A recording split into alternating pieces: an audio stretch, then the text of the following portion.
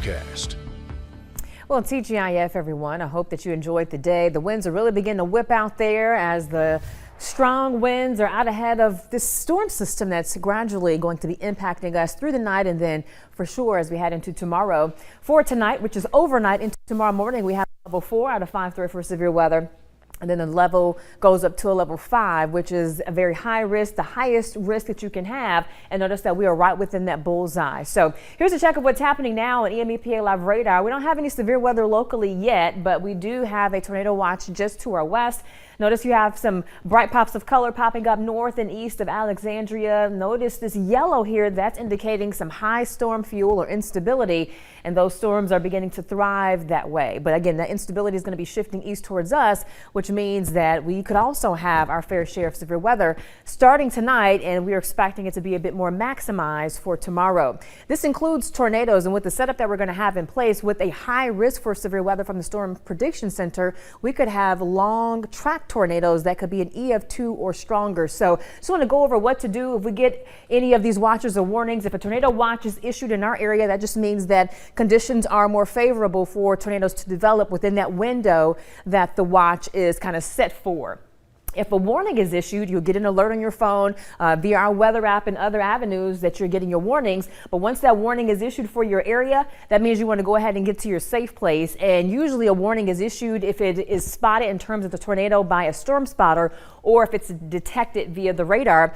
And then if there is ever a tornado emergency that is issued, which means a particularly dangerous situation, that's usually for a tornado that is in progress and it is already creating damage in one spot and it's moving to another spot. So that's when you really want to make sure you are in that safe place and that you stay there as well. Now, where is the safe place? Again, you want to go to the areas in green, which is an interior lowest level of your home. You want to be in a stairwell. You can be in a hallway, but you primarily should go to a basement. Also, you want to go to a low-level bathroom, but as our meteorologist Tori Alvarado just did a story on that, a storm shelter is truly preferred. It's built for that. So find your nearest storm shelter, but again, a basement will definitely do, and you want to get to that lowest level of whatever building that you're in. But you don't want to be in a mobile home. So if you are in a mobile home, start making plans now to stay with a neighbor, a family member, a friend that's in a sturdier structure, and kind of stay there all day tomorrow, because that's when our threat will increase. So tonight at 9 o'clock, we could have some isolated storms popping up. As you see, it's not showing much, which is good, but based on the environment that we're going to be in,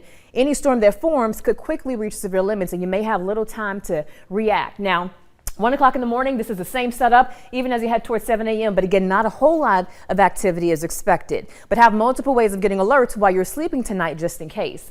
Late morning, 11 o'clock, you see some bright pops of color, still kind of hit and miss. But once we hit the afternoon, we're going to have a volatile atmosphere, high instability, what we call wind shear as well, which would help those storms to rotate. And we're going to have plenty of moisture, which we're already seeing those dew points in the 60s. And we're going to have that cold front coming in. So all of those elements working together to give us this potentially. This is a forecast model view of what it could look like tomorrow at 3 o'clock in the afternoon. Those bright colors indicating heavy rain potential. Notice the curvature of these, let's say, forecast storms, indicating that they could be rotating like supercells, which are rotating thunderstorms that could spawn tornadoes. That threat will continue through 6 p.m. Thankfully, from west to east, things start quieting down between 7 and 9 p.m. in our area. Rainfall estimates will range anywhere from, let's say, 1 to 3 inches, but there could be some spots that get a bit more. So localized flooding is also something we're going to watch out for.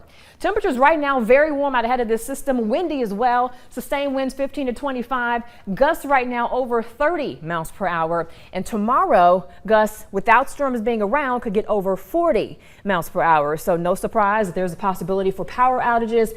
And again, the storms come in, that wind could get over 70 miles per hour. So have a plan in place, have batteries, things of that nature if the power does go out, and charge your phone.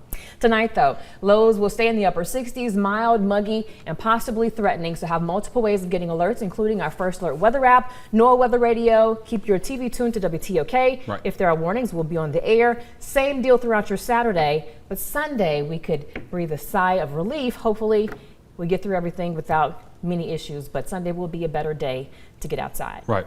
And like you mentioned, many ways to be prepared. I would also say go fill up your gas tank if possible. Yeah. Make sure your car is ready to go just in case you have to leave an area. And I'm glad you mentioned that. Make sure your car is under a carport, right, or in the garage, because we could have some large hail, yep, and you don't want your car to suffer any damage. All right. Well, thank you so much for that, Deidre. Yeah.